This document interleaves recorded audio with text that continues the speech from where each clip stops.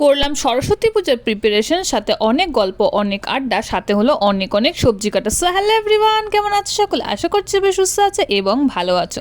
তো সেদিন চলে গেছিলাম স্কুলে সরস্বতী পূজার কিছু প্রিপারেশনের জন্য। যাই হোক, বাড়ি থেকে বেরিয়ে পড়েছি, তারপরে ছোটো ছোটো এই বাচ্চাগুলোকে দেখতে দেখতে পৌঁছেও গেলাম স্কুলে। আর দেখতে পাচ্ছে এত বড় একটা ট্রেন নিয়ে আসা হচ্ছিলো সবজি কাটার উদ্দেশ্যে। তারপরে সরস্বতী ঠাকুরকেও নিয়ে আসা হলো, আর এখানে কি কি আয়োজন করাবে সেটা নিয়ে আলোচনা হওয়ার পর এখানে সবাই কিন্তু সবজি কাটতে বসে পড়েছিল। দেখতেই পাচ্ছ সুন্দর করে এখানে বাঁধাকপি কাটা হচ্ছে। তারপর আমরা চলে এসেছিলাম মন্দির ডেকোরেশনের জন্য। যাই হোক, একদিকে সবজি কাটা আর অন্যদিকে হচ্ছে ডেকোরেশনের কাজ।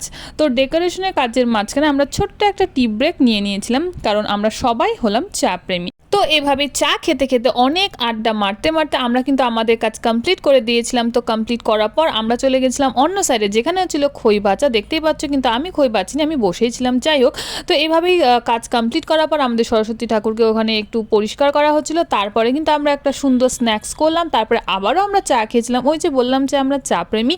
তো যাই হোক, এভাবেই হলো আজকের আমাদের প্রিপারেশনের কাজ কমপ্লিট। তো এই ছিল আজকে ছোট্ট মিনি ব্লগ। ভালো লাগলো অবশ্যই পেজটাকে ফলো অ্যান্ড হ্যাঁ, চ্যানেলটাকে সাবস্ক্রাইব করে দিও। বাই।